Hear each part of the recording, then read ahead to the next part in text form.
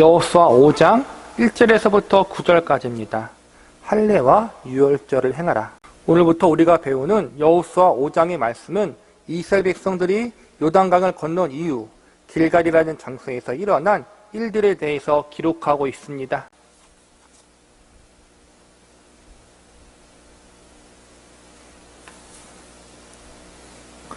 하나님은 요단강을 가르시고 마른 길을 내어주시는 기적의 역사를 통해서 이스라엘 백성들을 가나안 땅으로 이끄셨습니다. 그리고 이러한 하나님의 놀라운 기적과 은혜들을 기념하도록 요단강 한가운데에 서치한 12돌을 세우도록 명하십니다. 12돌을 세우게 된 장소가 길갈이라는 장소인데, 이곳에서 이스라엘 백성들은 일정 시간을 머물면서 하나님이 명하신 일들을 시행하게 됩니다. 길갈에 머물면서 하나님은 제일 먼저 이스라엘 백성들에게 두 가지 일을 명하시는데, 하나는 할례를 행하라는 것이고 또 하나는 유월절을 지키라는 것입니다. 할례라는 것은 남자의 성기에 겉피부를 잘라내는 것입니다. 쉽게 이야기하자면 오늘날의 포경 수술을 하는 것과 비슷합니다. 할례의 유래는 창세기에서부터 시작되는데, 이스라엘 민족의 조상이었던 아브라함에게 하나님 백성됨의 증거로 행하게 하셨던 언약의 표시가 바로 할례였습니다.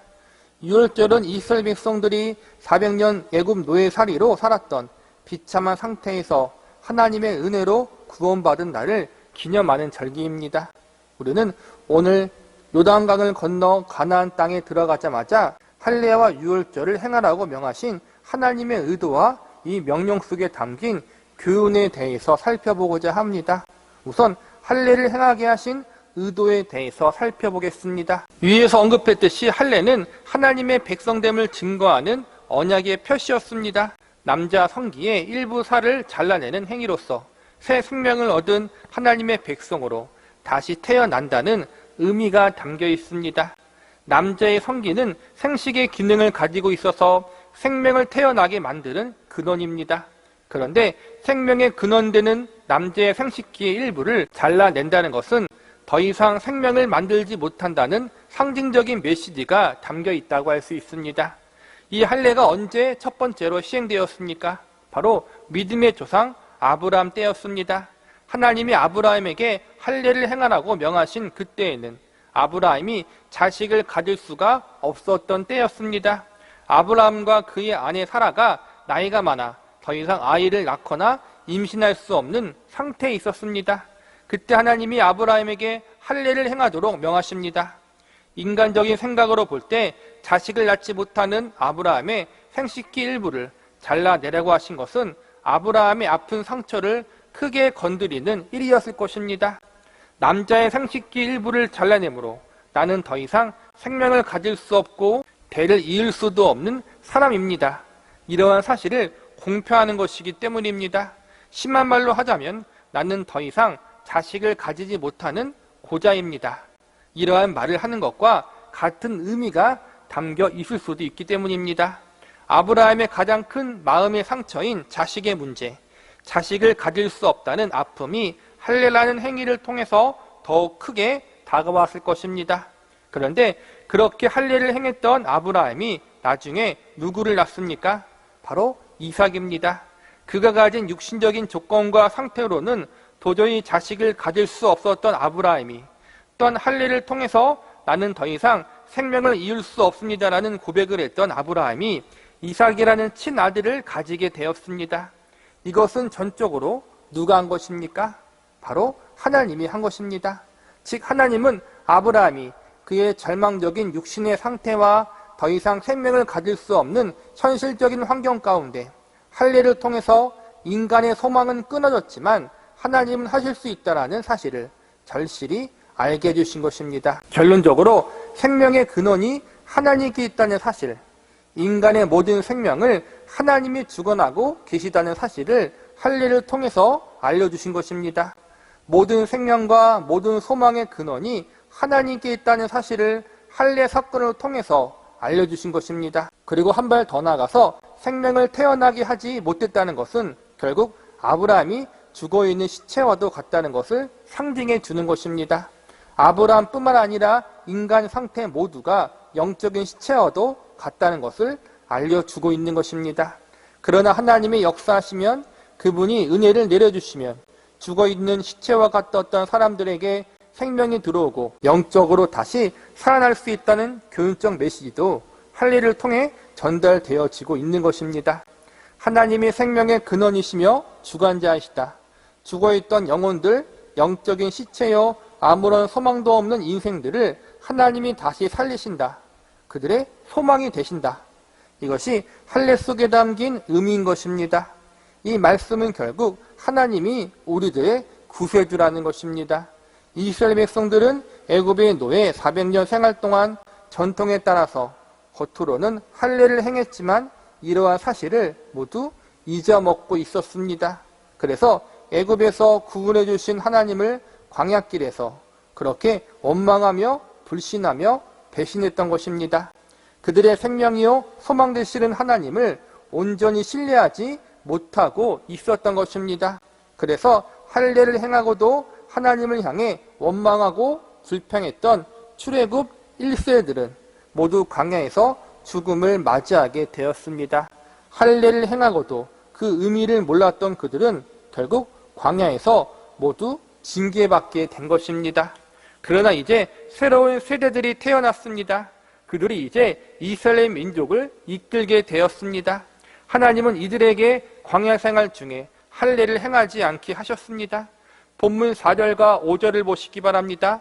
여호수아가 할례를 시행한 까닭은 이것이니 애굽에서 나온 모든 백성 중 남자 곧 모든 군사는 애굽에서 나온 후 광야길에서 죽었는데 그 나온 백성은 다 할례를 받았으나 다만 애굽에서 나온 후 광야길에서 난 자는 할례를 받지 못하였습니다. 표면적인 이유는 광야길이 워낙 험하고 계속 이동해야 하기 때문에 할례를 행하지 않을 수도 있습니다. 할례를 행하면 광야길을 걸어가기가 힘들기 때문입니다. 그러나 좀 더 깊이 생각해보면 마음만 먹으면 광야길에서도 할례를 충분히 행할 수 있었습니다. 광야길의 행진은 매일매일 걷는 것이 아니었습니다. 매일매일 걸을 때도 있었고 어느 때는 2, 3일씩 쉬기도 하고 일주일 이상 한 곳에 머물기도 했습니다. 마음만 먹으면 할례는 충분히 행할 수가 있었지만 하나님은 이상하게도 광야 생활 중에는 할례를 하지 않게 하셨습니다. 그러다가 광야 40년의 세월이 지나고 마침내 가나안 땅에 들어와서야 그동안 행하지 않았던 할례를 행하도록 명하십니다. 이러한 하나님의 명령에는 큰 상징이 들어있다고 여겨집니다. 징계의 세월이었던 광야 40년 생활에 할례를 행하는 것보다 광야 생활을 청산하고 약속의 땅에 들어가 할례를 행하는 것이 이스라엘 백성들에게 더 유익이 된다고 여기셨기 때문입니다. 약속의 땅에 들어가 할례를 행할 때 할례 속에 담긴 본래의 뜻과 의미를 더욱 깊이 깨닫고 이해하기에 더 좋았을 것입니다. 이스라엘 백성들은 애굽의 노예 생활을 하면서도 할례를 행했습니다. 광야 생활 중에도 할례를 행하면 아마 지금껏 그랬듯이 그냥 조상 때부터 내려오는 문화구나, 당연히 해야 할 의식이구나라고 여기면서 아무런 감흥과 생각 없이 했을 것입니다. 무엇보다 원래 할례는 태어난 지 며칠 안 되는 갓난 아기에서 행하는 것이기 때문에 이스라엘 백성들은 자신이 할례를 행한 그 순간을 기억하지 못합니다. 워낙 어릴 때 하기 때문에 할례 속에 담긴 의미를 생각하며 되새길 기회가 없는 것입니다. 그러나 길갈에서 할례를 행할 때 대부분의 남자들은 성인 남자들이었습니다. 원래는 아무런 기억도 없는 갓난 아이일 때 할례를 행해야 하는데 길갈에서는 분명한 기억과 정신을 가진 성인 나이에 할례를 행하게 된 것입니다. 징계의 상징이었던 광야 생활을 청산하고 이제 약속의 땅에 들어와 할례를 행한다는 것이 얼마나 하나님의 크신 은혜요 사랑의 역사인지 그들은 모두 분명히 깨달을 수 있었습니다. 그들은 비록 할례를 하면서 육신의 고통을 감내했지만 하나님의 약속하신 가나안 땅에 들어왔다는 감격을 가지고 감사함으로 할례 의식을 행했을 것입니다. 그러면서 이 할례 의식 속에 담긴 의미, 하나님이 그들의 생명의 주인이요 구원자라는 사실, 그들의 소망이 되신다는 사실을 아주 절실히 깨닫고 마음속에 깊이 새겨 넣었을 것입니다. 이스라엘 백성들의 실패와 타락은 언제나 하나님이 그들의 생명의 주인이요 구원자라는 사실을 잊었을 때 일어났습니다. 하나님은 약속의 땅에서 광야에서와 같은 실수를 반복하지 않기를 바라셨습니다. 그래서 가나안 땅에 처음 들어온 이 시점, 길갈이라는 땅에서 할례를 행하게 하심으로 너희의 주인과 구원자는 바로 나 하나님이다라는 사실을 아주 강력하게 가르쳐 주고 싶으셨던 것입니다. 이것은 과거 이스라엘 백성들에게만 해당되는 것이 아닙니다. 우리는 모두 영적으로 시체였던 사람들이었습니다. 하나님을 거부하고 반역했던 죄인 중에 죄인들이었습니다. 이러한 우리를 하나님께서 심판하지 않으시고 긍휼히 여기사 예수 그리스도라는 구원자를 보내주셨습니다. 예수님이 우리의 생명이요 소망의 근원이 되도록 은혜를 허락하여 주셨습니다. 성경에 보면 육체적 할례보다 마음의 할례를 행하는 것이 더 중요하다고 가르치고 있습니다. 이 말씀은 우리들의 마음속에 하나님의 은혜와 사랑을 늘 기억하고 새겨 놓으라는 말씀입니다. 그분이 나의 구세주요 나의 생명이 되신다는 사실을 절대 잊지 말라는 것입니다. 저와 여러분 역시 우리들의 마음속에 하나님이 우리의 소망이요 생명이요 구세주 되신다는 사실을, 그 하나님이 우리 하나님이요 아버지가 되신다는 사실을 깊이 깊이 새겨넣어 일평생 감사와 감격함으로 살아갈 수 있기를 바랍니다. 이것이 할례를 행하라는 말씀 속에 담긴 교훈입니다. 그 다음으로 유월절을 행하게 하신 의도에 대해서 살펴보겠습니다. 유월절의 유래는 과거 이스라엘 백성들이 하나님의 은혜로 애굽의 노예 생활을 벗어난 사건과 관련이 있습니다. 이스라엘 백성들이 애굽의 노예로 있을 때 하나님께서는 그들을 바로와 애굽 땅에 10가지 재앙을 내리기로 작정하셨습니다. 9개의 재앙으로 애굽을 초토화시킨 하나님은 마지막 10번째 재앙을 통해 애굽과 바로 왕을 완전히 항복하게 만드십니다. 마지막 10번째 재앙은 애굽 땅에 처음 난 것, 애굽 땅의 모든 장자를 죽이는 심판이었습니다. 이때 하나님께서는 이스라엘 백성들에게 이 재앙으로부터 구원받을 수 있는 방법을 알려주셨습니다. 그 방법은 양을 잡아 그 피로 집 문, 좌우 설주와 임방에 바르라는 것입니다. 하나님의 말씀대로 양의 피를 바르면 그들의 장자는 죽임을 당하지 않고 재앙이 넘어가게 하신다고 약속하셨습니다. 이 하나님의 말씀을 듣고 순종한 이스라엘 백성들은 재앙을 당하지 않았습니다. 반대로 하나님 말씀을 거역했던 애굽의 모든 사람들은 장자와 첫 생명이 모두 죽임당하는 심판을 받게 되었고, 이 심판의 사건 때문에 애굽의 바로 왕이 하나님 앞에 항복하여 이스라엘 백성들을 놓아주게 되었습니다. 이 일이 있은 후 죽음의 심판으로부터 구원, 또한 애굽의 노예 생활에서부터의 구원, 이 구원의 사건들을 기념하기 위해서 유월절을 지키게 됩니다. 유월절에는 하나님이 자신들을 구원하셨다는 사실을 기념하고 감사하는 의미가 담겨져 있습니다. 그런데 가나안 땅에 들어와서까지 하나님이 이 유월절을 지키게 하시는 이유는 무엇입니까? 그 이유는 과거 그들의 조상들을 죽음의 재앙으로부터 건져내어 주시고 애굽의 노예 생활에서 구원해 주신 하나님이 지금도 살아계셔서 지금의 이스라엘 백성들과 함께하는 하나님이요, 그들에게도 여전히 구원의 하나님 되심을 알려주고 싶으셨기 때문입니다. 실제로 애굽에서만 하나님이 이스라엘 백성들을 구원해 주신 것이 아니라 하나님은 광야 40년 생활 중에도 그들의 배고픔과 굶주림으로부터, 이방 민족의 공격으로부터, 광야의 매서한 환경으로부터 구원해 주셨습니다. 무엇보다 광야 40년 생활 중에 그들이 행했던 무수한 불순종과 거역함으로 인해 멸망당해야 했었는데 그 가운데 하나님이 그들을 멸망시키지 않으시고 구원해 주셨습니다. 그리고 마침내 약속의 땅인 가나안 땅까지 인도해 주셨습니다. 하나님은 그들이 어떻게 이 자리에까지 왔는지, 이 자리에 오기까지 얼마나 많은 하나님의 인도하심과 보호하심, 하나님의 인내와 자비와 긍휼이 있었는지 그 사실을 철저하게 잊지 말고 기억하라는 의미에서 유월절을 지키도록 명하신 것입니다. 결국 할례를 행하라, 유월절을 지키라, 이 말씀은 하나님께서 이스라엘 백성들에게 베풀어 주신 한량없는 은혜와 사랑을 잊지 말고 일평생 기억하라는 것입니다. 신자와 불신자, 믿는 자와 믿지 않는 자를 구별해 주는 가장 큰 표징은 그 사람 속에 은혜에 대한 감격이 있느냐 없느냐에 달려 있다고 볼 수 있습니다. 오늘날 저와 여러분의 삶과 마음 속에는 하나님의 우리에게 부어주시는 이 은혜에 대한 감격이 있으십니까? 나 같은 죄인 살리신 하나님의 은혜 놀랍다라는 신앙 고백이 있으십니까? 그렇다면 얼마나 이 은혜에 대한 의식이, 이 감격이 우리들의 삶을 지배하고 있고 이끌어가고 있습니까? 우리들의 마음과 영혼 속에 영적인 할례가 남아있어야 합니다. 우리들의 삶 속에 영적인 유월절이 이루어지고 시행되어야 합니다. 한두 번이 아니라, 교회에서만이 아니라 우리의 생이 끝나는 그날까지 우리를 향한 하나님의 은혜와 사랑에 감사하며 감격하는 삶을 살아갈 수 있는 저와 여러분이 되시기를 간절히 소망합니다. 말씀을 마무리하겠습니다.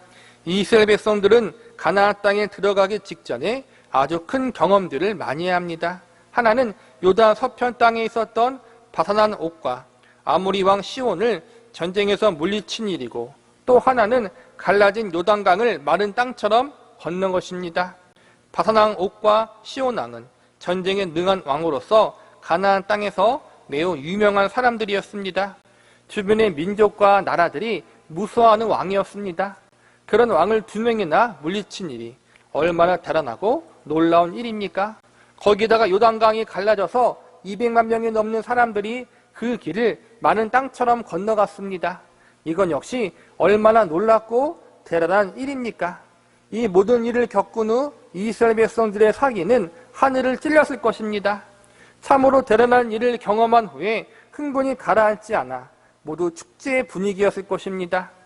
마음속으로는 이미 가나안 땅의 모두를 다 정복하고 승리하고 있는 자신들의 모습을 상상하고 있었을 것입니다. 바로 이 시기에 하나님이 할례와 유월절을 지키도록 명하셨습니다. 이렇게 명하신 이유가 무엇입니까? 그것은 이 모든 것이 너희가 잘나서 한 것이 아니라 나 하나님이 한 것이다라는 사실을 알려주기 위해서입니다. 애국과 광야에서부터 여기까지 인도하신 분이 바로 하나님이요, 너희가 죽지 않고 멸망당하지 않고 이 자리에까지 온 것도 전적인 하나님의 은혜와 사랑 때문이라는 사실을 한순간도 잊지 말게 하기 위해서 그렇게 하신 것입니다. 저와 여러분도 마찬가지입니다. 우리가 구원받은 것은 하나님의 은혜입니다. 하나님을 알게 된 것 자체도 은혜이며 내가 예수를 믿게 된 것 역시도 은혜입니다. 내가 삶을 하나님을 위해서 살려고 이만큼 노력하는 마음가짐이라도 있는 것이 그 많은 삶의 역경과 위험에서 인생을 포기하지 않고 오늘 이 자리에까지 이른 것도 모두 은혜입니다. 이 사실을 우리는 결코 망각해서는 안 됩니다. 우리의 알량한 자존심, 나를 드러내고 싶은 죄악성, 나의 짓거리만한 공로와 열심을 인정받고 싶어하는 우리의 추한 모습들을 모두 내어 던져버리고 하나님 앞에 마음의 할례, 삶의 유월절을 올려드릴 수 있는 자리에까지 우리가 가야 합니다. 우리의 생이 다하는 그날까지 하나님이 어떻게 우리를 사랑하심으로 구원하셨는지 그 사실을 절대로 잊지 마시기 바랍니다. 하나님의 독생자 외아들 예수 그리스도를 십자가에 내어주시기까지 우리를 하나님의 자녀 삼아주셨던 하나님의 그 사랑과 은혜를 마음속에 깊이 깊이 새겨 넣으시기 바랍니다. 이 은혜와 사랑을 받은 자로서 이제는 우리들의 일평생 동안 하나님의 이름을 찬양하고 그분의 은혜를 노래하며 매일매일의 삶 속에 우리들의 감사의 예배, 감격의 신앙 고백들이 올려드려질 수 있기를 기도합니다. 여호수아 5장 9절에서부터 12절까지입니다. 신뢰와 순종의 훈련. 지난 시간에는 하나님이 길갈에 도착한 이스라엘 백성들에게 할례와 유월절을 행하게 하신 이유에 대해서 살펴보았습니다. 결론적으로 하나님은 할례와 유월절을 통해서 이스라엘 백성들이 하나님이 어떠한 분이시며 그 하나님이 이스라엘 백성들에게 어떤 은혜와 사랑을 부어주셨는지를 잊지 말고 항상 기억하게 하시기 위해서 할례와 유월절을 행하도록 명하신 것입니다. 이스라엘 백성들의 실패와 넘어짐은 늘 하나님의 은혜와 사랑을 망각할 때 일어났습니다. 광야 40년 생활은 그 교훈이요, 출애굽 1세들의 죽음이 그 증거였습니다. 이러한 이유로 하나님은 광야 40년 징계 생활을 끝마치고 약속의 땅에 도착한 이스라엘 백성들에게 과거의 실수를 반복하지 말라는 의미에서 할례와 유월절을 행하게 하셨습니다. 오늘은 지난 시간에 이어서 할례와 유월절을 행하게 하신 하나님의 뜻에 대해 조금 더 깊이 살펴보고자 합니다. 할례와 유월절을 행한 장소는 길갈이라는 장소였습니다. 길갈이라는 장소에서 조금만 더 걸어가면 가나안 땅 중앙으로 들어갈 수 있는 길목이 나오게 됐는데, 그곳을 지나가야 이스라엘 백성들은 가나안 땅 정복 전쟁을 유리하게 진행할 수가 있었습니다. 그런데 그 길목에 아주 커다란 도시가 세워져 있었는데, 그 도시가 바로 여리고였습니다. 여리고는 성벽으로 둘러싸인 성곽 도시였고 가나안 땅 안에서 큰 도시 국가로 알려져 있었습니다. 외부의 침입으로부터 도시를 방어할 수 있는 충분한 군사력과 높은 성벽을 가지고 있었습니다. 이 도시를 지나지 않고서는 절대로 가나안 땅 중앙으로 들어갈 수가 없었기에 이제부터는 어떻게 여리고성을 공략할 것인지에 대해 철저한 준비를 해야 했습니다. 또한 언제 어떻게 가나안 원주민들이 이스라엘 백성들에게 기습 공격을 감행할지도 몰랐습니다. 가나안 원주민들이 서로 힘을 합쳐 연합 공격을 하기 전에 먼저 전략상 유리한 위치를 차지하는 일이 시급했습니다. 그런데 하나님은 이러한 시기에 엉뚱한 명령을 내리십니다. 할례를 행하라, 유월절을 지키라. 전쟁을 바로 앞에 두고 하나님이 이스라엘 백성들에게 명령하신 것은 전쟁 준비가 아니라 할례를 행하고 유월절을 지키라는 것이었습니다. 하나님은 왜 이러한 명령을 내리셨을까요? 가나안 땅에 들어가자마자 길갈이라는 곳에서 할례와 유월절을 행하도록 명하신 하나님의 의도와 하나님이 하나님 백성들에게 요구하시는 바람은 무엇이었을까요? 우리는 오늘 본문의 말씀을 통해서 하나님의 의도와 목적에 대해서 알아보는 시간을 가져보도록 하겠습니다. 첫 번째로 하나님은 할례와 유월절 의식을 통해 하나님을 신뢰하는 훈련과 연습을 시키신 것입니다. 할례나 유월절이나 모두 종교적인 의식이나 예식이라고 할 수 있습니다. 하나님께서 예식을 중요하게 여기셨기 때문에 이러한 것을 지키라고 명하셨던 것일까요? 하나님은 사실 의식이나 예식 자체에 관심이 있는 분이 아니십니다. 우리는 이 의식과 예식을 행한다는 행위 자체만 보지 말고 이 의식과 예식의 밑바탕에 흐르는 정신에 집중해야 합니다. 다시 말하면 이 할례와 유월절 예식을 통해서 하나님이 이스라엘 백성들에게 전달하고 알려주고자 했던 교훈과 의미가 무엇인가에 대해서 집중해야 한다는 것입니다. 결론부터 말씀드리자면 하나님은 할례와 유월절 예식을 통해 하나님 백성들의 삶이 구별되기를 바라셨습니다.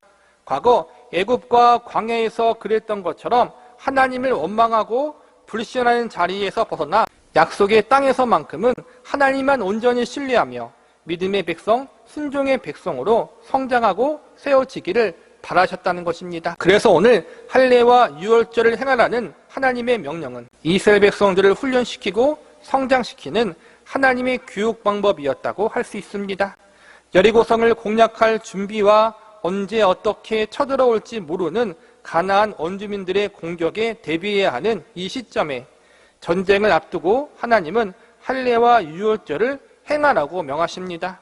무엇보다 할례라는 것은 그 당시로서 매우 큰 수술이었습니다. 할례를 행한 사람은 며칠 동안 제대로 움직일 수가 없었습니다. 창세기에 보니까 할례를 행해 움직일 수 없는 세겜 사람들을 야곱의 아들들이 모두 죽였다는 내용이 기록되어 있습니다. 즉 할례를 행하면 그 고통이 너무나도 커서 누군가가 자신의 생명을 해하려고 해도 그것을 막을 수가 없었다는 것입니다. 이렇게 모든 남자들이 할례를 행하고 꼼짝하지 못할 때 이때 가나안 원주민들이 쳐들어오면 어떻게 됩니까? 모두가 죽임을 당하는 것입니다. 하나님의 명령대로 순종하라면 자신의 목숨을 내놓을 수밖에 없는 상황입니다. 이런 상황 속에서 이스라엘 백성들이 어떻게 행합니까? 그들은 하나님의 말씀에 따라 할례를 행하게 됩니다. 그들이 할례를 행한다는 것은 모든 상황 속에서 하나님을 절대적으로 의지한다는 믿음의 고백이며 자신들의 목숨은 하나님께 달려있다는 사실을 인정하는 믿음의 행위였습니다. 유월절 의식도 동일합니다. 전쟁을 앞두고 축제를 벌인다는 것은 전략상 좋은 일이 아닙니다. 더욱이 유월절은 모든 성인 남성들이 하나님의 성막이 있는 곳으로 모여야 하는 절기입니다. 전쟁을 앞두고 가장 먼저 할 일은 싸움을 할 수 있는 군사들을 최전방에 배치하는 것입니다. 최전방에서 적들과 싸울 준비를 해야 합니다. 그런데 유월절 의식을 행하기 위해서는 모든 남자들이 최전방이 아니라 성막이 세워져 있는 정중앙으로 모여야 했습니다. 전쟁에 나갈 남자들이 이스라엘 민족의 외곽에 위치해야 싸움을 할 수 있는데 한가운데로 모인다는 것은 전쟁을 도저히 할 수 없는 형태입니다. 이건 역시 할례와 동일하게 자신들의 생명과 안전을 하나님께 전적으로 의탁한다는 믿음의 고백이라고 할 수 있습니다. 적들이 쳐들어오면 꼼짝없이 죽을 수밖에 없지만 그럼에도 불구하고 하나님을 신뢰함으로 이 모든 예식들을 시행하게 됩니다. 결국 하나님은 할례와 유월절, 예식을 통해서 이스라엘 백성들이 하나님만 의지하고 바라보는 훈련, 하나님을 신뢰하는 훈련을 시키셨던 것입니다. 두 번째로 하나님은 할례와 유월절의 의식을 통해 하나님께 순종하는 방법을 훈련시키고 연습시키셨던 것입니다. 신뢰한다는 것은 상대방을 의심 없이 믿는다는 것입니다. 사정적으로 굳게 믿고 의지한다는 의미가 담겨 있습니다. 신뢰란 이러한 점에서 상대방을 향한 마음 상태라고 할 수 있습니다. 그런데 우리의 신앙생활이라는 것이 단순히 마음으로만 하는 것이 아님을 우리는 잘 알고 있습니다. 하나님 백성들이 하나님을 신뢰하는 마음을 가지고 있다면 그 다음 무엇이 필요하겠습니까? 바로 신뢰를 근거로 하여 순종이라는 행위가 필요합니다. 하나님이 우리의 생명이요 우리를 책임지시고 인도하시는 하나님이라는 사실을 마음속으로 신뢰한다면 우리가 신뢰하는 하나님의 말씀을 듣고 순종하는 것이 필요하다는 것입니다. 하나님을 신뢰한다면 그 다음으로 하나님이 명하신 말씀, 할례와 유월절을 행하고 지키는 순종이 따라와야 한다는 것입니다. 사실 대부분의 성도들의 고민과 갈등은 머리와 마음으로는 하나님을 믿고 신뢰하는데 막상 삶 속에서 하나님의 말씀대로 살지 못하고 있다는 것입니다. 이 문제에 대해서는 사실 정답이 없습니다. 객관적인 정답은 알고 있지만 그것을 실천하고 삶으로 감당해내는 것은 쉬운 일이 아니요. 하루아침에 이루어지는 것도 아니기 때문입니다. 그러기에 하나님의 백성들은 이 부분에 대해서 날마다 훈련받고 그들의 일평생이라는 인생과 삶을 통해서 조금씩 실력을 갖추어 나가는 과정을 지나가야 합니다. 지금 이스라엘 백성들이 그러한 훈련 과정 가운데 있는 것입니다. 200만 명이 넘는 이스라엘 백성들이 난생 처음으로 약속의 땅 가나안 땅을 자신들의 두 발로 밟게 되었습니다. 조상들의 꿈이자 자신들의 소망이던 약속의 땅인 가나안에 입성하는 역사적인 날을 맞이하는 그들의 마음이 얼마나 들뜨고 기뻤겠습니까? 더욱이 그들이 자신들의 눈으로 직접 요단강이 갈라지는 놀라운 역사를 목격했습니다. 자신들의 꿈인 가나안 땅에 들어갔고 거기에 하나님의 능력으로 요단강이 갈라지는 기적까지 경험했으니 여호수아와 이스라엘 백성들은 온통 흥분의 도가니였을 것입니다. 요단강을 건넌 그들의 앞에 비록 높고 높은 여리고성이 나타났지만 요단강을 가르신 하나님께서 이제 우리 앞에 있는 여리고성도 무너뜨려 주실 것이라는 기대가 가득했을 것입니다. 당장 여리고성에 쳐들어가서 적을 물리치자는 사람의 주장이 여기저기서 터져나왔을 것입니다. 그런데 이러한 상황에 하나님이 하시는 말씀이 무엇입니까? 할례를 행하라, 유월절을 지키라입니다. 우리가 신앙생활을 함에 있어서 은혜가 충만할 때가 있을 것입니다. 은혜가 너무 충만해서 당장 내 앞에 있는 모든 장애물들을 능히 이겨낼 수 있다고 여겨질 때가 있습니다.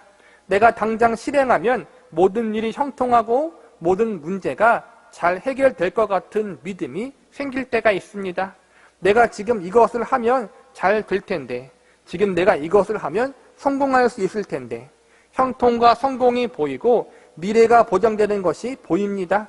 그런데 하나님께서 나의 기대와는 달리 나의 생각과 의지와는 다르게 말씀하십니다. 여러분, 이러한 상황에 어떻게 하시겠습니까? 과연 그때 나의 의지가 아닌 하나님의 의지대로 움직이시겠습니까? 나의 생각과 뜻이 아닌 하나님의 생각과 뜻대로 움직이겠습니까?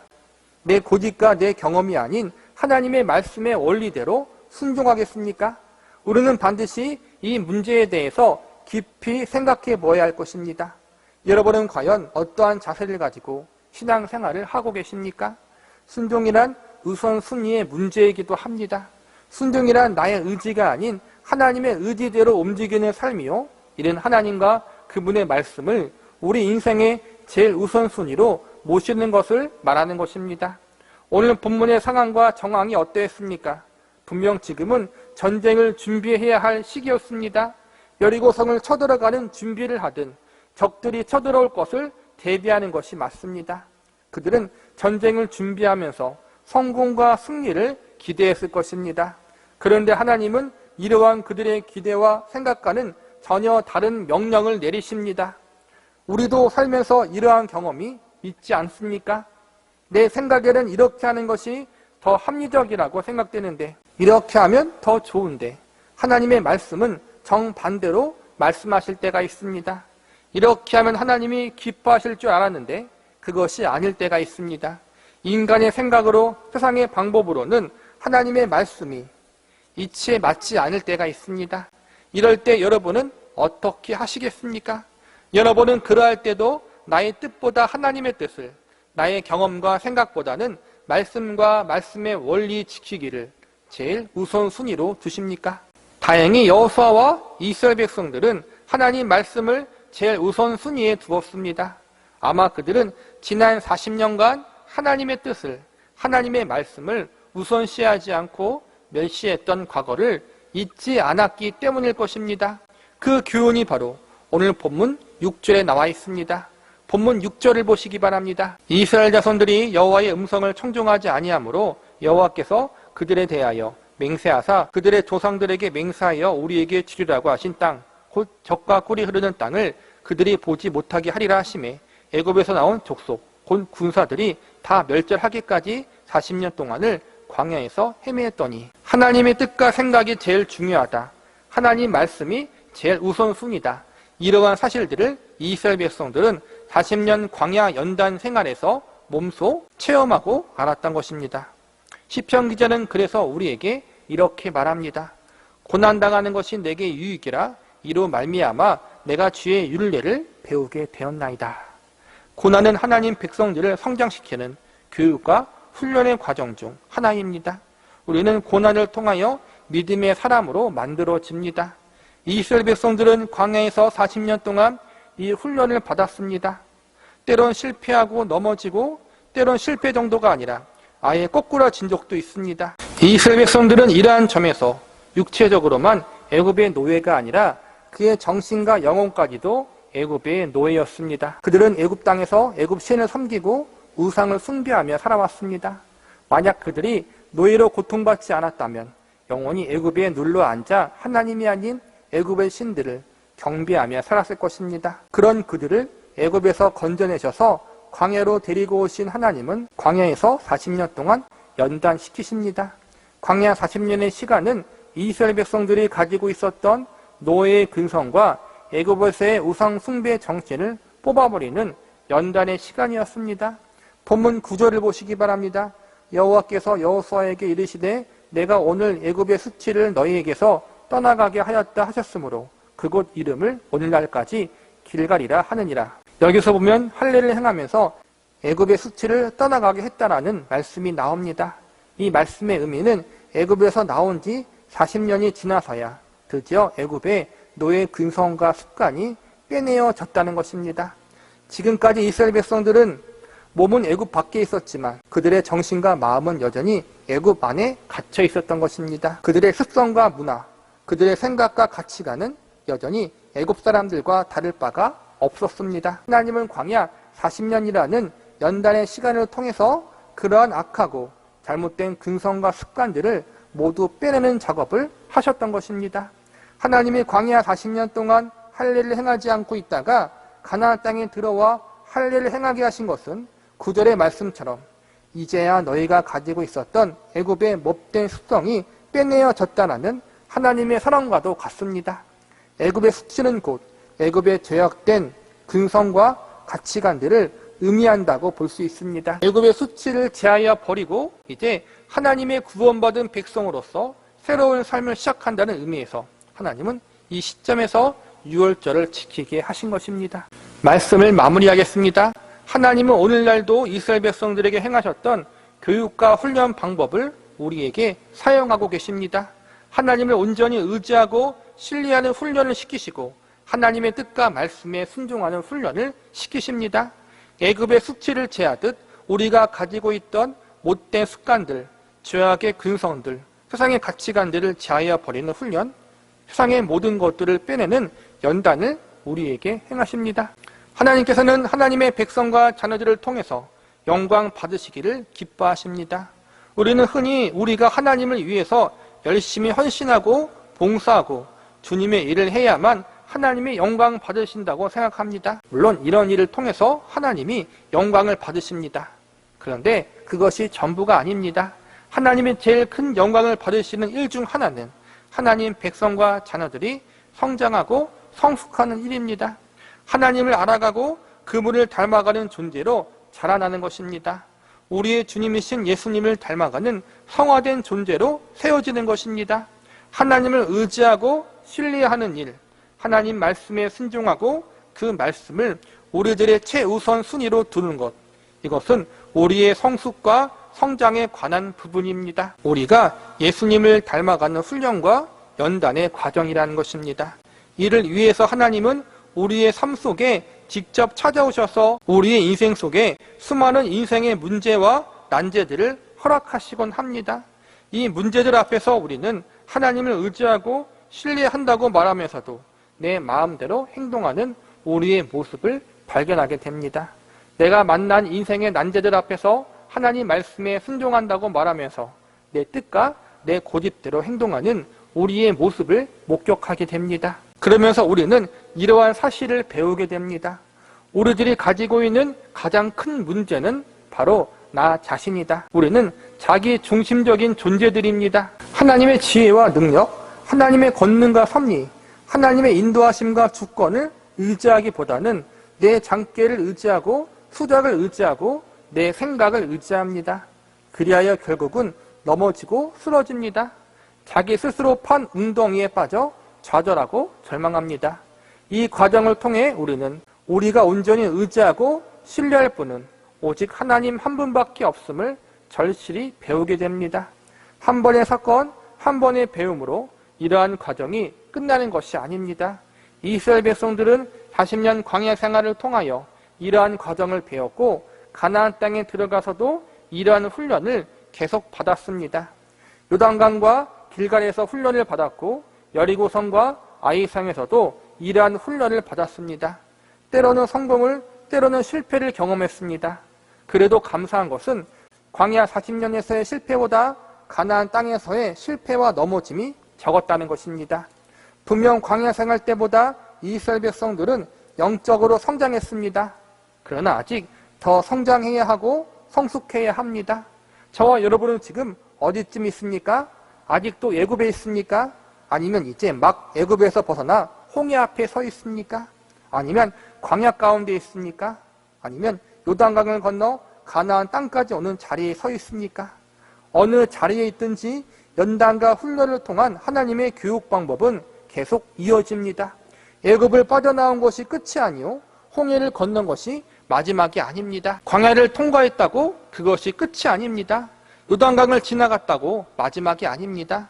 하나님은 우리들의 모든 인생의 과정을 통해서 하나님을 신뢰하고 순종하는 연습을 계속 시키십니다. 그러니 인생의 모든 문제를 해결해 주십시오라는 기도를 하기보다는 이 문제를 통해서 나를 연단시키시고 훈련하시는 하나님의 교육의 손길, 그 손길을 믿음으로 잘 발아낼 수 있도록, 잘 통과함으로 나에게 큰 유익이 될 수 있도록 하나님의 도우심을 구하시기 바랍니다. 하나님의 허락하신 시험에 처음에는 30점 맞았지만 나중에는 50점 맞고 또 60점, 70점, 80점을 맞는 자리에까지 나아갈 수 있기를 기도하시기 바랍니다. 이 훈련과 연단을 잘 받음으로 조금씩 더 나아지는 모습들, 조금 더 성숙하고 성화되는 모습들이 우리에게 있기를 기도하시기 바랍니다. 어제보다 오늘이, 오늘보다 내일이 그리고 우리가 우리의 인생의 마지막 순간에 이를 때 조금 더 많이 주님을 닮아가는 존재로 우뚝 설 수 있기를 간절히 바랍니다. 여호수아 5장 10절에서부터 12절까지입니다. 만나가 그쳤으니. 지난 시간에는 신뢰와 순종의 훈련이라는 제목으로 말씀을 배웠습니다. 하나님은 요단강을 건너 길갈에 도착한 이스라엘 백성들에게 할례를 행하고 유월절을 지키라고 명령하셨습니다. 가나안 땅은 약속의 땅이지만 아직 이스라엘 백성들이 온전히 정복하지 못한 땅입니다. 아직까지 가나안 원주민들이 터를 잡고 살고 있었고 그들이 언제 어떻게 이스라엘 백성들을 공격할지 몰랐습니다. 그러한 상황에서 하나님이 이스라엘 백성들에게 할례를 행하고 유월절을 지키라고 명하신 것은 이스라엘 백성들을 향한 하나님의 훈련과 교육적 의미가 크다고 할 수 있습니다. 그들을 하나님만 신뢰하고 그분의 말씀에 순종하는 성숙한 백성으로 우뚝 세우고자 하셨던 하나님의 의도가 들어있었던 것입니다. 과거 애굽에서 가지고 있었던 죄악된 모습들, 노예 근성들을 모두 내어버리게 하시기 위해 이러한 일을 명령하셨다고 할 수 있습니다. 오늘 본문에서는 할례를 행하고 유월절을 지키는 가운데 일어났던 매우 중요한 사건을 기록하고 있습니다. 하나는 광야 40년 생활 동안 내렸던 만나가 그친 사건이고 또 하나는 여호와의 군대 장관이 여호수아에게 나타났다는 것입니다. 우리는 우선 만나가 그친 사건에 대해서 살펴보면서 이 사건 속에 들어있는 의미는 무엇인지, 또한 우리가 배울 수 있는 교훈과 메시지는 무엇인지 알아보는 시간을 가져보도록 하겠습니다. 첫 번째로 약속의 땅이 풍요로운 땅임을 알려주고 있습니다. 본문 11절과 12절을 보시기 바랍니다. 유월절 이튿날에 그 땅의 수산물을 먹되 그날에 무교병과 볶은 곡식을 먹었더라. 또 그 땅의 수산물을 먹은 다음 날에 만나가 그쳤으니 이스라엘 사람들이 다시는 만나를 얻지 못하였고 그 해 가나안 땅의 소출을 먹었더라. 이스라엘 백성들은 보통 일주일 정도 유월절을 지키는데 이 유월절 기간에 가나안 땅에서 난 식물과 음식들을 처음으로 먹게 됩니다. 가나안 땅의 수산물을 먹게 된 다음 날 광야 40년 동안 하나님이 내려주셨던 만나가 그치게 되었다고 오늘 본문은 이야기하고 있습니다. 가나안 땅 정복 초기에는 원주민들과 전쟁을 해야 했기 때문에 항상 움직이며 이동을 해야 했습니다. 이러한 이유로 요단강을 건너서 가나안 땅에 들어갔지만 농사를 지을 처지가 아니었습니다. 그런데 이런 가운데 가나안 땅에서 나온 수산물을 먹었다고 나오는데 이것은 아마 자연적으로 나온 야생 과일이나 곡식들을 먹은 것으로 볼 수 있습니다. 따로 농사를 짓지 않고 야생 과일과 곡식을 먹었음에도 200만 명이 넘는 이스라엘 백성들이 굶주리지 않고 생활할 수 있었던 것은 가나안 땅이 그만큼 기름진 땅이고 풍요로운 땅임을 알 수 있습니다. 가나안 땅이 풍요로운 땅이라는 것은 하나님이 거짓말을 하지 않았다는 것입니다. 하나님께서 이스라엘 백성들에게 가나안 땅을 주시겠다고 약속하시면서 젖과 꿀이 흐르는 땅이라는 표현을 즐겨 사용하셨습니다. 그런데 오늘날의 이스라엘 땅에 가면 우리가 생각한 것보다 매우 척박한 땅임을 알게 됩니다. 풀 한 폭이 제대로 자라지 않는 메마른 땅이 여기저기 널려있고 사막같이 황량한 벌판이 대부분이라는 사실을 목격하게 됩니다.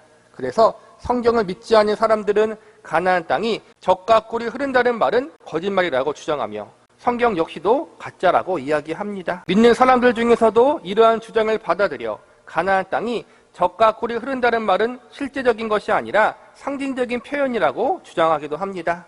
그런데 오늘 본문에 보니까 200만 명이 넘는 사람들이 농사를 짓지 않고도 먹고 생활하는데 문제가 없었다는 사실을 보여주고 있습니다. 이는 그 당시 가나안 땅이 풍요로운 땅이었다는 것을 증명해 주는 것입니다. 그리고 오늘날도 가나안 땅은 매우 기름진 땅이기 때문에 물만 풍부하면 강수량만 풍부하다면 30배, 60배, 100배의 풍성한 수확을 얻을 수 있는 그러한 곳이라고 합니다.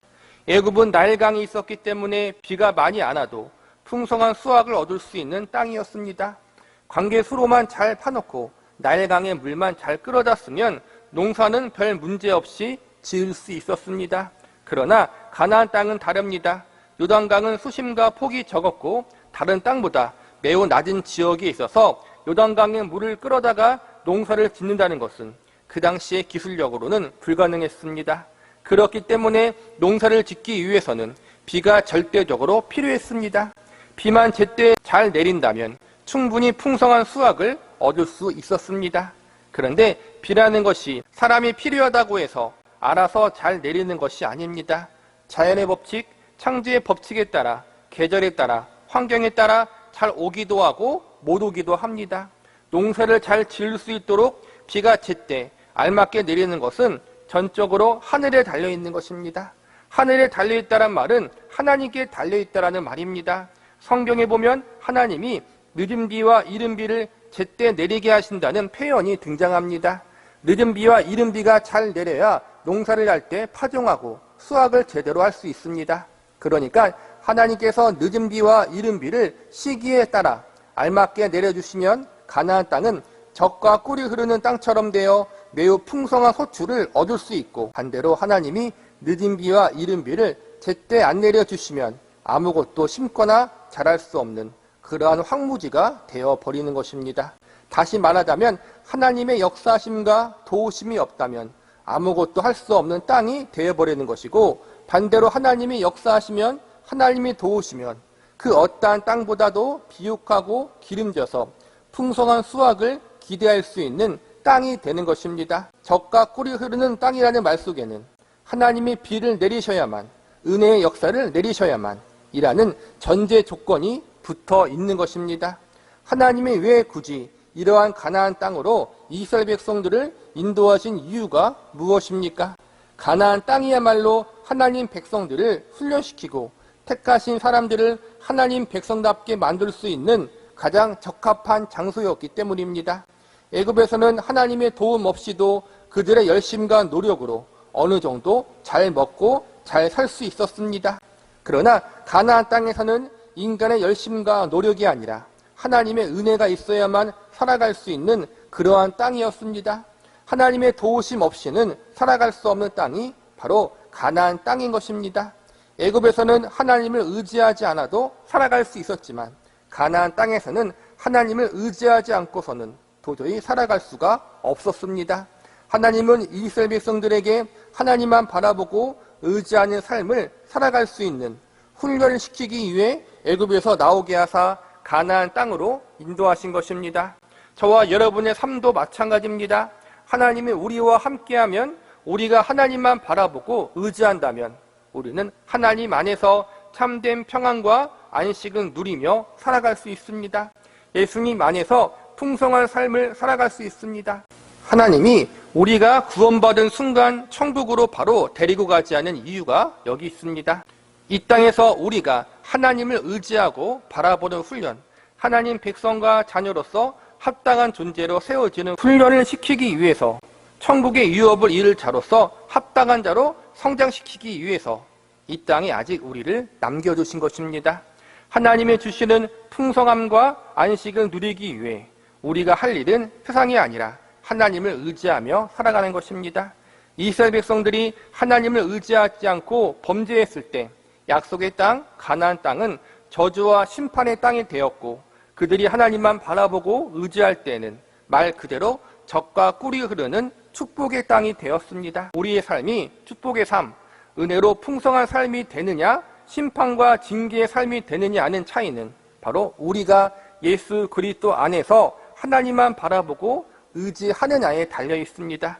이스라엘 백성들이 가나안 땅에서 이러한 훈련을 받았듯이 저와 여러분 역시 우리의 삶의 장에서 하나님만 바라보고 의지하는 훈련을 받게 됩니다. 하나님의 백성과 자녀로서 천국을 유업으로 받는 자들로서 합당한 존재, 성숙한 존재로 세워지기 위해서 하나님은 지금도 우리들의 삶 속에 찾아와 우리를 연단시키시고 훈련시키시고 계십니다. 이 훈련을 잘 받아서 저와 여러분 모두 하나님만 바라보고 그분만 의지하는 은혜의 삶을 살아갈 수 있기를 바랍니다. 두 번째로 약속의 땅이 책임 있는 땅임을 알려주고 있습니다. 하나님을 바라보고 의지하는 삶이란 아무것도 안 하고 종교적인 열심만 내는 것이 아닙니다. 제사만 드리고 종교적 예식과 의식들만 잘 지키는 것이 하나님을 바라보고 의지하는 삶의 전부가 아니라는 것입니다. 하나님을 바라보고 의지한다는 것은 하나님 중심적인 가치관을 가지고 내게 맡겨진 일을 최선을 다해 성실히 감당하는 것을 의미합니다. 광야 40년 생활 중에는 먹을 것을 제대로 구할 수도 없었고 농사는 당연히 지을 수가 없었습니다. 그렇기 때문에 하나님이 광야 생활 중에는 친히 만나를 내려주심으로 이스라엘 백성들을 먹여 살려주셨습니다. 그러나 가나안 땅에서는 만나가 내리지 않아도 그 땅에서 나온 수산물을 통해 생계를 유지할 수 있었기 때문에 하나님께서는 만나를 더 이상 내리지 않으셨습니다. 하나님은 필요에 따라서 기적을 일으켜 주시고 신비한 방법으로 하나님 백성들의 삶을 지도하시고 인도하여 주십니다. 그러나 보편적인 경우에는 기적이 필요하지 않고 신비한 이적이 필요하지 않을 때에는 자연법칙, 창조의 법칙을 통해 일하시기를 기뻐하십니다. 왜냐하면 자연법칙, 창조의 법칙 역시 하나님이 만드신 것이기 때문입니다. 자연법칙, 창조의 법칙이 무엇입니까? 적게 심으면 적게 나고 많이 심으면 많이 나는 것입니다. 콩 심는데 콩이 나고 팥 심는데 팥이 나는 것입니다. 하나님이 역사하시면 적게 심는데 많이 나올 수 있고 콩 심는데 팥이 나올 수 있습니다. 그러나 하나님은 대부분 그렇게 일하지 않으십니다. 광야에서는 아무리 열심히 일을 해도 먹고 살 문제를 해결할 수 없는 환경입니다. 그렇기 때문에 하나님이 특별한 기적을 통해 이스라엘 백성들을 먹여 살려주셨습니다. 그러나 가나안 땅은 하나님이 정하신 자연과 창조의 법칙에 따라서 열심히 그리고 성실히 일을 하면 충분히 먹고 살 수 있는 환경이었습니다. 그래서 이스라엘 백성들은 하나님을 믿는 믿음을 가지고 땀 흘려 수고하는 노력을 해야 했습니다. 여기서 우리는 하나님의 인도하심의 법칙과 방법을 발견합니다. 오늘날 우리 그리스도인들도 마찬가지입니다. 하나님은 매번 신비하게 음성을 들려주시고 환상을 보여주심으로 하나님 백성들을 인도하지 않으십니다. 매번 특별한 상황과 여건을 허락하셔서 아슬아슬하고 조마조마하게 하나님 백성들의 삶을 지도하지 않으신다는 것입니다. 매번 극적으로 특별하게 드라마틱하게 일하시는 분이 아니라는 것입니다.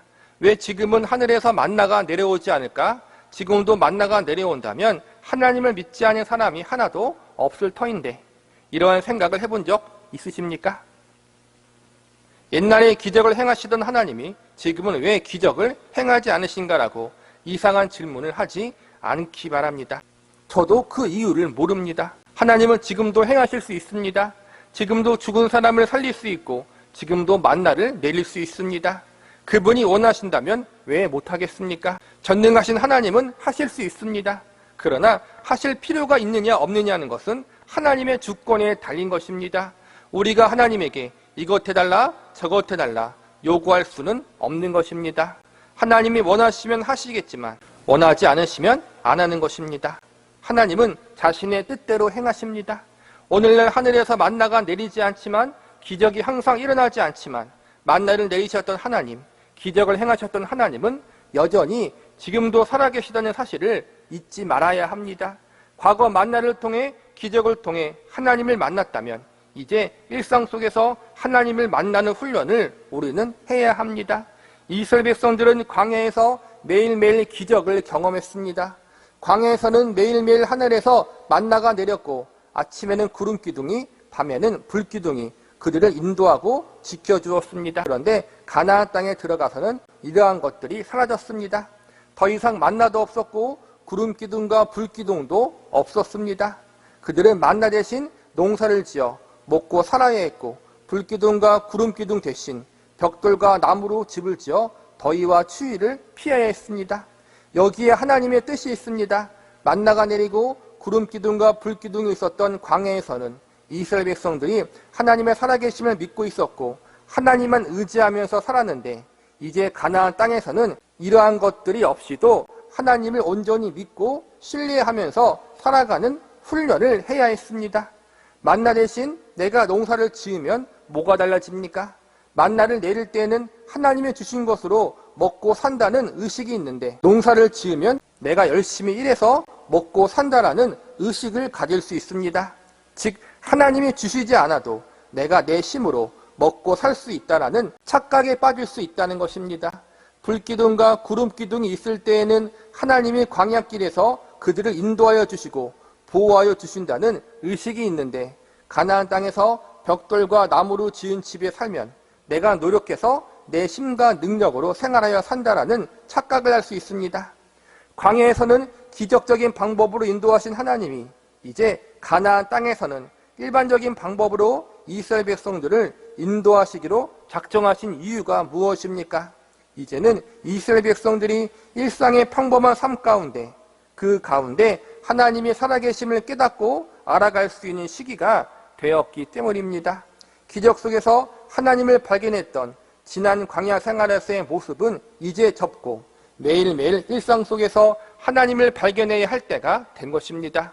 그만큼 이스라엘 백성들이 성숙하고 성장할 때가 된 것입니다. 특별한 일을 경험해야 하나님의 살아계심을 믿고 하나님을 의지하는 삶을 이제는 졸업하고, 이제 매일매일 평범한 일상 속에서 하나님의 살아계심을 믿고 하나님을 의지하는 삶을 살아야 함을 하나님이 요구하신 것입니다.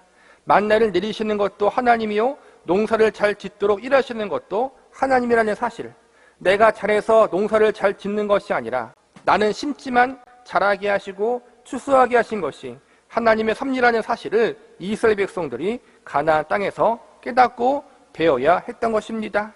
만나를 내릴 때만 하나님을 의지하는 것이 아니라 농사를 지을 때도 하나님을 의지하며 살아야 한다는 사실을 배워야 했던 것입니다. 불기둥과 구름기둥으로만 하나님의 백성들을 인도하고 보호하시는 하나님이 아니라 매일매일 눈에 보이지 않지만 하나님 백성들의 삶을 하나님이 붙잡고 계시고 책임지고 계심을 이제 이스라엘 백성들이 배워야 했던 것입니다. 이것은 성숙을 위한 교육이자 훈련입니다. 이제 이스라엘 백성들은 눈으로 보고 믿는 어린 아이의 생활에서 벗어나 마음으로 보고 믿는 성숙한 어른의 자리에 서야 했던 것입니다. 아기들은 눈에 보여야 있다고 믿습니다. 그러나 어른들은 눈에 안 보여도 있는 것을 압니다. 그래서 하나님은 어린아이와 같은 이스라엘 백성들을 눈에 보이는 여러 이적을 통해서 이끄셨습니다. 그러나 이제는 그럴 때가 지났습니다. 이제는 어린이의 모습을 벗어버리고 장성한 어른의 모습으로 우뚝 서야 했습니다. 그들이 이제는 땀 흘려 농사를 짓고 집을 세우고 하나님의 허락하신 땅을 가꾸어야 하는 노력이 필요합니다. 그러나 이 모든 것이 자신의 힘과 능력과 지혜로 되는 것이 아니라 하나님이 도와주시고 책임져 주셔야 가능하다는 사실을 삶 속에서 그들이 깨닫고 배워야 했습니다. 우리도 마찬가지입니다. 우리가 몸담고 있는 이 현실 속에서 하나님은 책임 있는 삶을 요구하십니다.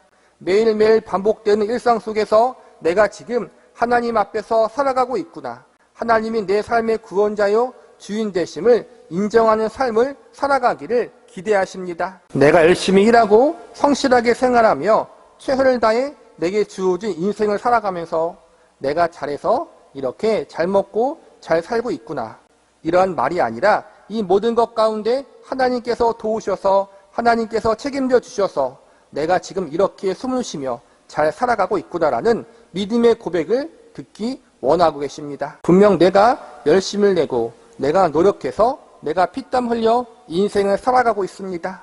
내가 고생하고 애쓰며 스트레스 받으며 힘들게 일을 하며 삶을 영위하고 있습니다. 이러한 가운데 우리는 내 열심을 자랑하지 않고 이 모든 것이 하나님의 은혜요 하나님의 도우심 때문에 가능했다라는 사실을 인정하실 수 있겠습니까? 내가 열심을 내고 피땀 흘려 인생을 살아가는 것은 이 인생이 하나님이 나에게 맡겨주신 삶이 소명의 자리이며 내가 하나님 앞에 마땅히 믿음으로 인생을 살아야 하기 때문이다라는 고백을 올려드릴 수 있으시겠습니까? 기적을 보여주실 때만 하나님이 하나님 되시지 않습니다. 하나님은 우리들의 일상의 평범한 삶 속에서도 여전히 살아계시며 이 세상과 우리들의 인생을 주관하시고 섭리하시는 전능자이십니다. 창조와 자연의 법칙대로 일하시더라도, 은혜와 기적의 법칙대로 일하시더라도 하나님은 여전히 동일하신 하나님이요 우리의 구세주 되시는 하나님이심을 우리는 알고 있어야 합니다. 저와 여러분은 언제 어디서나 무슨 일을 경험하든 하나님의 하나님 되심을 고백하고 믿을 수 있기를 바랍니다. 말씀을 마무리하겠습니다. 만나가 그치게 하신 것은 결국 이스라엘 백성들이 어떤 상황과 환경 가운데서라도 하나님을 온전히 신뢰하고 바라보는 성숙한 하나님의 백성들이 되기를 바라셨던 하나님의 마음이라고 할 수 있습니다. 한 발 더 나아가 하나님은 마음으로만 끝나지 않고 그러한 성숙한 존재로 우뚝 설 수 있도록 가나안 땅에서 이스라엘 백성들을 훈련시키십니다. 이른 비와 늦은 비를 통해서 그들이 땀 흘려 일하지만 하나님이 도와주지 않으시면 아무것도 할 수 없다는 사실을 알려주십니다. 저와 여러분도 마찬가지입니다. 하나님은 지금도 저와 여러분의 삶을 붙들고 있고 섭리하고 계십니다. 첫사랑의 뜨거움을 경험할 때만, 교회 나와 하나님의 임재를 경험하고 은혜 받을 때만 하나님이 우리와 함께 하시는 것이 아닙니다. 하나님은 우리가 몸담고 있는 곳 어디든지 우리의 모든 삶 가운데 우리와 함께 하시고 우리의 인생을 지도하시고 인도하고 계십니다. 내가 먹고 입고 잠자는 평범한 일상 속에서도 길을 걷거나 차를 타고 이동하는 그 순간에도 매 순간순간 하나님은 우리와 함께 하고 계십니다. 우리는 언제 어디서나 하나님이 나와 함께 하신다는 의식을 가지고 살아야 합니다. 하나님이 늘 언제나 나와 함께 하신다면 우리의 삶의 자세는 달라질 수밖에 없습니다. 매 순간순간이 창조주 하나님이 나와 동행하는 시간이요, 매 장소가 하나님을 예배하는 장소가 될 수 있습니다. 내 말과 언행 심사가 세상 사람들과 구별되어질 수밖에 없습니다. 만나는 그쳤지만 하나님은 여전히 하나님 백성들과 함께 하십니다. 그 하나님이 지금도 또한 앞으로도 영원토록 우리와 함께 하실 것입니다. 그러니 그 하나님을 의식하면서 믿음으로 인생을 살아가시기 바랍니다. 좋을 때든 안 좋을 때든, 슬플 때나 기쁠 때나, 환난이 올 때나 성공이 올 때나, 가난하든 부하든 어느 순간 어느 자리에 있든지 하나님이 나의 하나님 되시고 그분이 나의 전능자요 구세주 되신다는 사실을 인정하며 고백하는 믿음의 삶을 살아갈 수 있는 저와 여러분이 되시기를 바라겠습니다. 여호수아 5장 13절에서부터 15절까지입니다. 여호와의 군대 대장. 이스라엘 백성들이 요단강을 건넌 이후 가나안 땅 안에서 맨 처음 머물게 된 장소는 길갈이라는 장소입니다.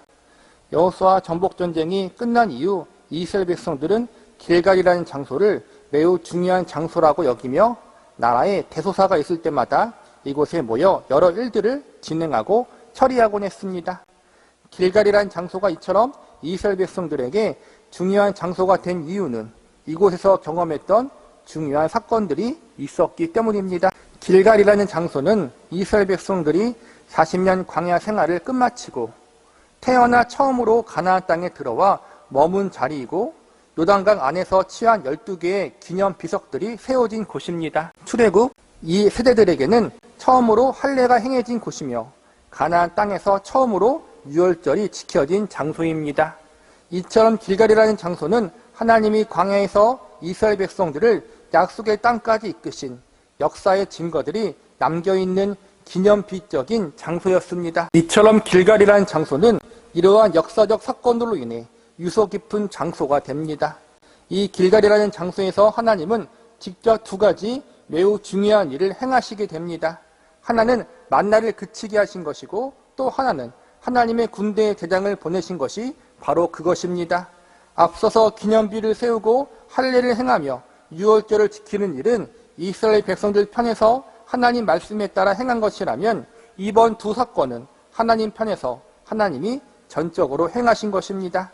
지난 시간에는 이 중에서 광야 40년 동안 내렸던 만나를 하나님이 그치게 하셨다는 내용에 대해서 공부했습니다. 40년 동안 내렸던 만나를 그치게 하신 것은 이제 특별하고 이적적인 일들을 통해서 하나님을 바라보지 말고 평범하고 일상적인 일들 속에서 하나님을 바라보고 의지하라는 의미가 담겨 있습니다. 또는 하나님이 허락하신 소명의 자리에서 하나님의 백성으로서 책임감 있게 믿음으로 인생을 살라는 의미도 담겨 있습니다. 오늘 본문은 만나가 그친 다음 일어난 일로서 하나님이 하나님의 군대의 대장을 여호수아에게 보내신 사건을 기록하고 있습니다. 우리는 오늘 하나님의 군대 대장을 보내신 이 사건이 주는 교훈과 의미는 과연 무엇인지 살펴보는 시간을 가져보도록 하겠습니다. 첫 번째로 하나님이 함께하여 주신다는 사실을 알려주고 있습니다. 여호수아기를 시작하면서 하나님이 이스라엘 지도자 여호수아에게 가장 많이 한 말씀 중 하나가 무엇인지 아십니까? 두려워하지 말라, 내가 너와 함께 하겠다는 말씀입니다. 여호수아기 말씀을 보면 가나안 사람들이 이스라엘 백성들과 여호수아를 두려워했다는 말씀이 여러 번 등장합니다. 40년 전에는 이스라엘 백성들이 가나안 사람들을 크고 강대하여 두려워했습니다. 그래서 2년이면 들어갈 수 있었던 가나안 땅을 가나안 원주민들이 무서워 들어가지 못한다고 하나님께 떼를 썼습니다. 그러다가 징계받아 40년 동안 광야에서 방황하게 된 것입니다. 그런데 이제는 상황이 반대가 되었습니다. 크고 강한 가나안 사람들이 오히려 이스라엘 백성들을 두려워하게 되어버린 것입니다. 어떻게 이러한 일이 벌어졌을까요? 가나안 원주민들이 이스라엘 백성들을 두려워했던 가장 큰 이유가 바로 하나님 여호와가 그들과 함께 하셨기 때문입니다.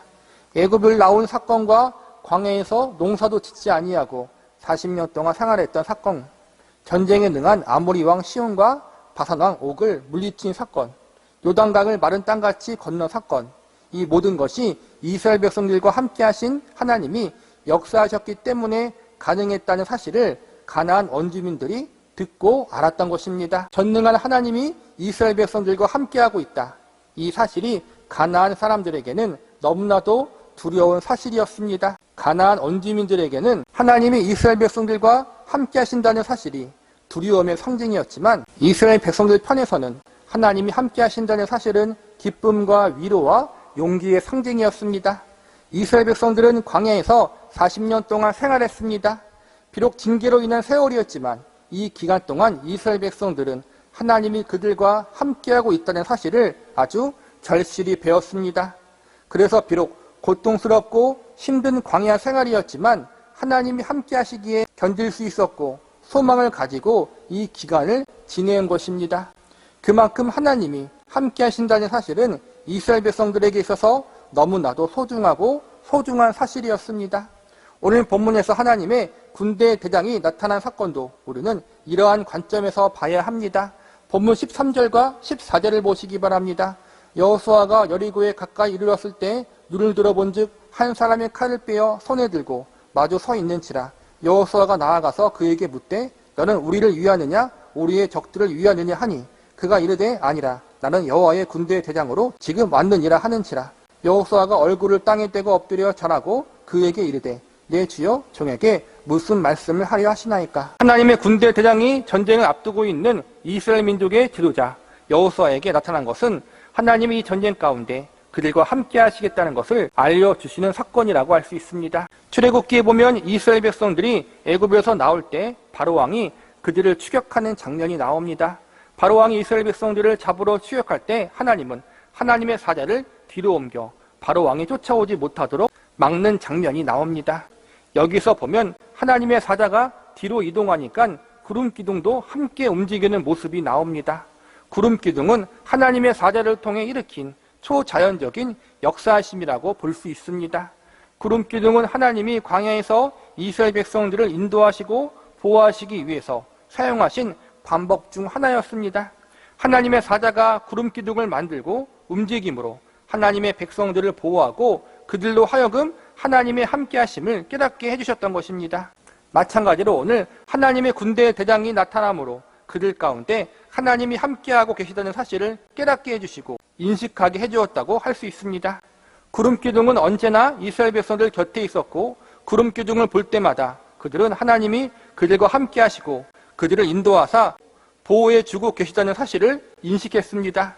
지금 가나안 땅에 들어온 이후에는 더 이상 구름기둥과 불기둥에 대한 언급이 나오지 않은 것으로 보아 만나가 그치면서 불기둥과 구름기둥도 사라진 것으로 여겨집니다. 지금까지 하나님이 그들과 함께 하신다는 상징이었던 구름기둥과 불기둥이 사라졌다는 것은 이스라엘 백성들에게 매우 큰 걱정과 염려거리일 수 있습니다. 이러한 시점에 하나님이 하나님의 군대 대장을 보내심으로 이스라엘 백성들에게 하나님은 여전히 그들과 함께하고 계심을 알려주고 계십니다. 징계의 상징이었던 광야 40년 고난의 길 가운데에도 하나님은 이스라엘 백성들과 함께 하셨고 그들을 인도하시고 보호하여 주셨습니다. 동일하게 광야길에서 함께 하신 그 하나님이 약속의 땅인 가나안에서도 그들과 함께 하여 주시고 보호하여 주시고 인도하여 주신다는 사실을 여호와의 군대 대장을 보내심으로 이스라엘 백성들에게 알려주십니다. 하나님은 이처럼 특정한 장소와 시각에만 하나님 백성들과 함께 하시는 분이 아닙니다. 하나님은 언제 어디서나 택하신 하나님의 백성들과 함께 하시고 그들의 삶을 지도하시고 인도하시는 하나님이십니다. 오늘날도 마찬가지입니다. 하나님은 성령 하나님을 그분의 자녀들에게 보내주셔서 그들의 몸과 마음 속에 거하도록 역사하셨습니다. 성령 하나님은 택하신 하나님 자녀들의 삶 속에 거하시면서 그들이 하나님의 백성답게 살아갈 수 있도록 힘과 능력 주시고 때로는 위로와 격려를, 때로는 사랑의 징계와 경책을 하여 주심으로 성도들이 믿음으로 인생을 살아갈 수 있도록 도우십니다. 예수님이 우리에게 친히 하신 약속의 말씀을 기억하십니까? 마태복음 28장 20절에 보면 예수님이 이렇게 약속하셨습니다. 볼지어다 내가 세상 끝날까지 너희와 항상 함께 있으리라. 하나님과 예수님은 하늘 보좌에 계시는데 어떻게 우리와 함께 있느냐라고 반문할 수 있습니다. 하나님과 예수님은 하늘 보좌에 계시지만 하나님의 영이 되시고 예수 그리스도의 영이 되시는 성령 하나님이 우리 가운데 거하시기 때문에 하나님과 예수님이 우리와 함께하게 되는 것입니다. 성령 하나님은 예수님의 피값으로 산 모든 성도들, 예수 그리스도의 대속의 공로와 은혜를 입은 모든 그리스도인들 가운데 계십니다.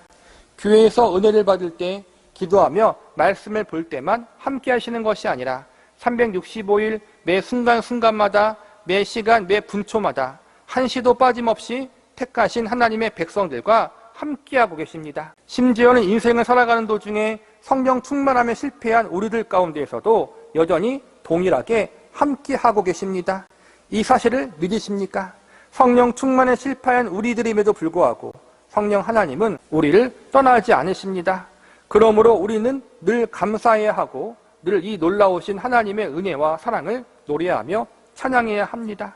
그리고 더불어 내가 늘 하나님 앞에 살아간다는 의식, 늘 하나님이 내 곁에 나와 함께하고 계시다는 경각심을 가지고 믿음으로 인생을 살아가야 합니다. 이스라엘 백성들도 마찬가지입니다. 그들은 가나안 땅에서 하나님이 그들과 함께 하신다는 경각심을 가지고 믿음으로 인생을 살아야 했습니다. 약속의 땅에 도착한다고 해서 모든 것이 끝난 것이 아닙니다. 이제부터 시작입니다. 그들은 이 땅에서도 하나님이 언제 어디서나 그들과 함께 하시고 그들의 왕이시고 주인 되신다는 사실을 깨닫고 그분을 의지하며 복종하는 삶을 살아가야 했습니다. 저와 여러분도 동일합니다. 언제 어디에 있든지 나와 함께 하시는 하나님, 그분이 우리의 구원자요 주인이시오 우리의 왕 되신다는 사실을 잊지 마시고 그분 앞에 믿음으로 인생을 살아가실 수 있기를 바랍니다. 두 번째로 하나님이 주관하여 주신다는 사실을 알려주고 있습니다. 하나님의 주관하신다는 말씀은 하나님이 이 우주 만물을 창조하시고 다스리시고 계시는 만왕의 왕이 되신다는 것입니다. 그리고 동시에 인간의 역사, 인간들의 나라와 민족의 운명도 주관하고 계시다는 의미가 담겨 있습니다. 한 발 더 나아가 만왕의 왕 되시는 하나님이 우리들의 인생 속에 찾아오셔서 택하신 하나님의 백성들의 삶을 간섭하시고 섭리하고 계시다는 사실도 말해주고 있는 것입니다. 지금 이스라엘 백성들에게 가장 중요한 문제는 가나안 땅을 정복하는 것입니다. 가나안 원주민들과 전쟁을 하여 승리하는 것이 가장 중요한 문제였습니다. 하나님이 하나님의 군대 대장을 보내신 것도 바로 이러한 이유 때문이었습니다. 중대한 전쟁을 앞두고 있는 이스라엘 백성들에게 이 전쟁은 너희에게 속해 있는 것이 아니라 하나님께 속해 있다는 사실을 알려주시기 위해서 군대 대장을 보내신 것입니다. 성경에 보면 어린 다윗이 골리앗 앞에서 이런 고백을 하는 장면이 나옵니다. 여호와의 구원하심이 칼과 창에 있지 아니함을 이 무리로 알게 하리라. 전쟁은 여호와께 속한 것인즉 그가 너희를 우리 손에 붙이시리라. 또한 여호사밧 왕이 나라를 다스렸을 때 이방 나라의 연합군이 쳐들어왔을 때 하나님이 이렇게 말씀하십니다. 큰 무리로 인하여 두려워하거나 놀라지 말라. 이 전쟁이 너희에게 속한 것이 아니요 하나님께 속한 것이니라. 전쟁이 여호와께 속해 있다는 것은 하나님이 이 세상을 주관하고 계시는 전능자이시며 나라와 나라 간의 전쟁도 하나님의 손 안에 달려있다는 것입니다. 하나님의 마음에 따라 전쟁의 승패가 달라진다는 것입니다. 하나님의 군대 대장을 보낸 이유도 바로 여기에 있습니다. 지금 이스라엘 백성들이 가나안 원주민들과 전쟁을 앞두고 있는데 이 전쟁은 이스라엘 백성들의 힘과 능력과 지혜로 인해서 승리할 수 있는 것이 아니라 전적으로 하나님의 도우심과 역사심에 달려있다는 사실을 잊지 말고 기억하라는 것입니다. 이것은 이스라엘 백성들에게 용기를 주는 말씀이면서 동시에 경각심을 주는 말씀입니다. 가나안 원주민들은 대부분 크고 강한 족속들입니다. 그러나 하나님이 함께 하시니 하나님이 모든 것을 주관하고 있으니 두려워하지 말고 전쟁에 임하라는 격려를 주신 것입니다. 동시에 앞서서 경험했던 기적과 똑같았던 사건들, 아모리 왕 시온과 바산 왕 옥을 전쟁에서 이긴 사건들, 요단강을 건넌 사건들, 이 모든 것이 이스라엘 백성들이 잘해서가 아니라 전적인 하나님의 역사하심 때문에 가능했다라는 사실을 잊지 말고 교만하지 말라는 의미에서 여호와의 군대 대장을 보내신 것입니다. 실제로 여리고성을 하나님의 역사로 말미암아 무너뜨린 승리를 거둔 이스라엘 백성들은 자신들이 잘나서 승리한 줄로 아는 실수를 범합니다. 내가 잘해서, 내가 뛰어나서 승리한 줄 알다가 교만한 마음으로 아이성 전투에 나가다가 쓰디쓴 패배를 경험합니다. 그리고 다시 회개하고 깨닫습니다. 작은 전투 하나도 자신들의 힘과 능력과 지혜를 의지하면 결국 패배하고 실패할 수밖에 없다는 사실을 깨닫습니다. 자신들의 현실이 얼마나 형편없는지 하나님이 아니면 안 된다는 사실을 절실히 배웁니다. 하나님은 오늘 본문에서 여리고성의 전투를 앞두고 첫 가나안 원주민들과의 전투를 앞두고 이 사실을 알려주시고자 하나님의 군대 대장을 보내신 것입니다. 우리도 오늘날 이 사실을 잊지 말아야 합니다. 우리는 어려울 때 하나님을 잘 의지하다가 조금 잘 나가면 내가 잘나고 능력이 뛰어나서 잘 되는 줄 착각합니다. 그러다가 한 대 얻어맞고 그 다음 다시 회개합니다. 얻어맞기 전에 미리미리 우리는 알고 있어야 합니다. 우리가 잘해와서 지금의 이 자리까지 만든 줄 아십니까? 내 삶이 내가 잘해와서 지금까지 이렇게 유지되고 내가 잘해봐서 가정과 직장이 지금까지 이렇게 잘 유지되어 왔는지 아십니까? 착각하지 마십시오. 하나님이 섭리하지 않았다면, 주관하지 않으셨다면 우리는 한 번이 아니라 100번도 넘게 망했을 것입니다. 지금의 이 자리에까지 오게 된 것은 전적인 하나님의 은혜입니다. 지금 망한 자리, 실패함의 자리, 넘어짐의 자리에 있습니까? 그것도 감사하십시오. 하나님이 도와주셨기 때문에 그나마 이 정도입니다. 내가 다 망쳐버린 내 인생, 내 마음과 고집대로 내 인생을 살다가 완전히 망해버리고 인생이 끝날 수도 있었는데 하나님이 나를 불쌍히 여겨주셔서 붙잡아 주셔서 이 정도에서 그친 것입니다. 하나님의 은혜가 아니었다면 가정이 끝나고 내 삶의 전부가 끝났을 것입니다. 우리는 이 사실을 절대로 잊어서는 안 됩니다. 우리의 인생이 우리의 손에 달려 있었다면 우리의 부족함과 실수, 연약함과 넘어짐 때문에 벌써 우리 인생은 끝이 났을 것입니다. 그러나 감사한 것은 우리의 인생이 내 손에 달려있는 것이 아니라 하나님의 손에 달려있다는 사실입니다. 이스라엘 백성들의 운명이 하나님의 주권 아래 달려있었기에 그들의 무수한 실패와 넘어짐에도 불구하고 영원히 멸망당하지 않고 그들의 인생을 살아갈 수 있었듯이 우리의 인생과 운명이 하나님께 달려있었기 때문에 우리가 지금의 이 자리에까지 나올 수가 있었던 것입니다. 우리의 감격과 감사의 이유가 바로 여기에 있는 것입니다.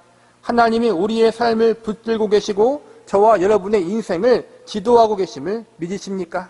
때로는 우리의 생각대로 모든 일들이 형통하게 이루어지지 않지만 아직도 나를 가슴치며 울게 하는 고통의 문제들이 남아있지만 내가 기도하는 것에 대한 응답이 더디 오더라도 이 모든 것 가운데 하나님의 선하신 뜻이 있고 결국 나의 뜻과 생각이 아닌 하나님의 생각과 뜻이 이루어질 것이라는 사실, 이 사실 때문에 감격할 수 있고 감사할 수 있는 저와 여러분이 되시기를 바랍니다. 그리고 그것이 가장 선하고 우리에게 유익하다는 사실, 이 사실 때문에 감격할 수 있고 감사할 수 있는 저와 여러분이 되시기를 바랍니다. 말씀을 마무리하겠습니다. 본문 15절을 보시기 바랍니다. 여호와의 군대 대장이 여호수아에게 이르되 내 발에서 신을 벗으라 내가 선 곳은 거룩하니라 하니 여호수아가 그대로 행하니라. 신을 벗으라라는 말씀은 과거 미디안 광야에서 양을 치던 모세에게 하나님이 하신 말씀입니다.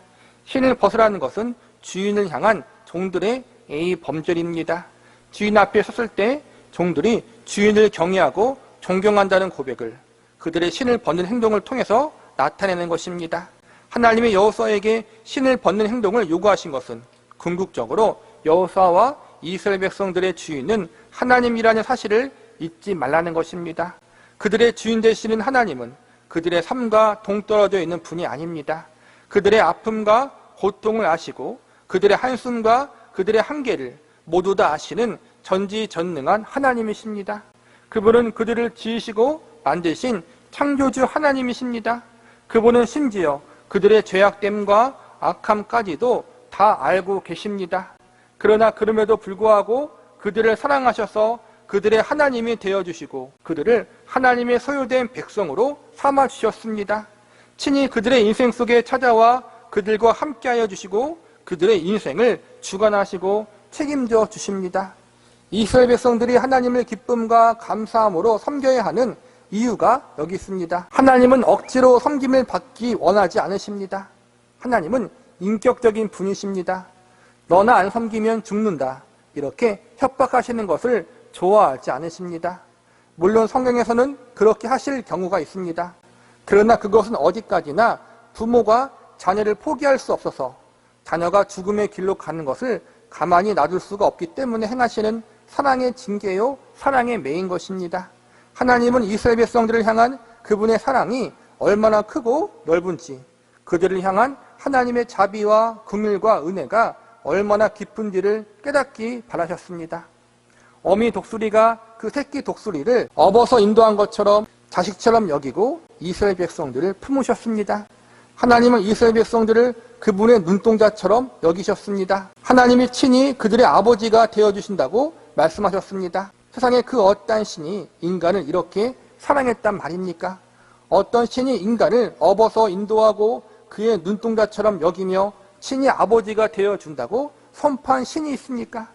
단순히 하나님이 그들의 주인 되시고 왕 되신다는 사실, 그들의 유일한 섬김과 경배의 대상이 된다는 사실에 끝나지 않고 하나님은 이스라엘 백성들의 마음이 하나님을 향하기를 원하셨습니다.